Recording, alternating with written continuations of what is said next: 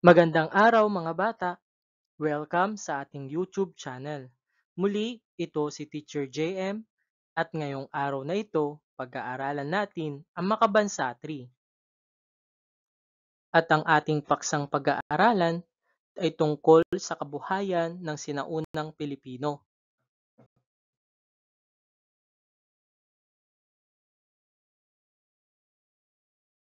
Ang kabuhayan ng sinaunang Pilipino ay nakabatay sa likas na yaman ng kanilang kapaligiran gaya ng pagsasaka, pangingisda, pangangaso, at pakikipagkalakalan. Ito ay simple lamang, sapat upang matugunan ang kanilang pang-araw-araw na pangangailangan ng kanilang pamayanan. Ang una ay pagsasaka, isa sa pinakamahalagang kabuhayan lalo na sa mga lugar na may matabang lupa.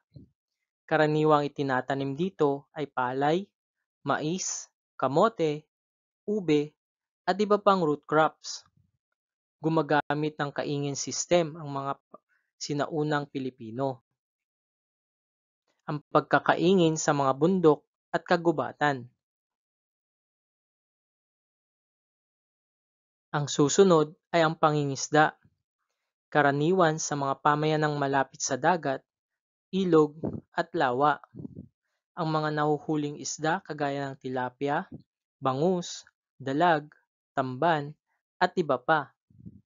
Ginagamit ang lambat, sibat, at bitag bilang kagamitan.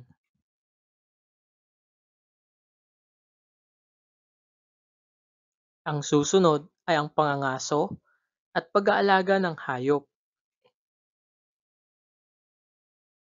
Ang pangangaso ng baboy damo, usa, at ibon sa kagubatan. Pag-aalaga ng hayop tulad ng manok, baboy, kambing, at kalabaw para sa pagkain, transportasyon, at sakahan.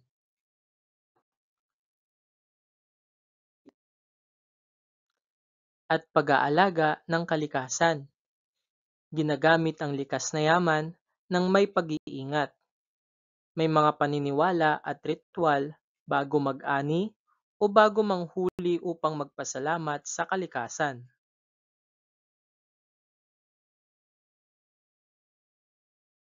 Paglalakbay at kalakalan.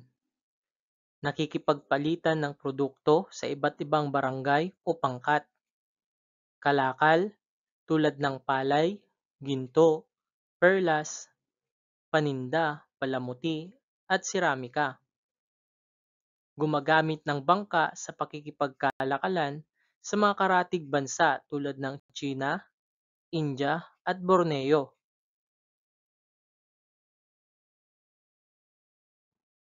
Ang sinaunang Pilipino ay tumutukoy sa mga katutubong mamamayan ng Pilipinas bago pa dumating ang mga banyagang mananakop na may sariling wika, kultura, paniniwala, at sistema ng pamumuhay.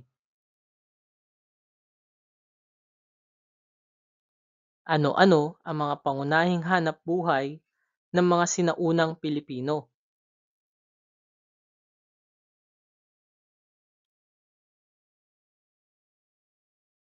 Magaling!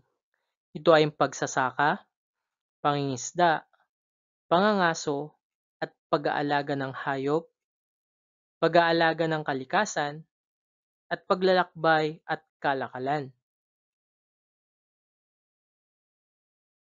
Ating tandaan, ang kabuhayan ng sinaunang Pilipino ay nakabatay sa kanilang likas na yaman, kapaligiran, gaya ng pagsasaka, pangingisda, pangangaso, at pakikipagkalakalan.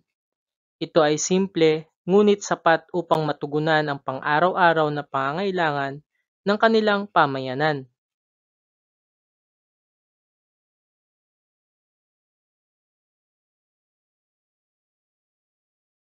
At dito nagtatapos ang ating pag-aaral sa Makabansa 3 ng Revised K-12 Curriculum na may paksang Kabuhayan ng Sinaunang Pilipino sa ikatlong markahan.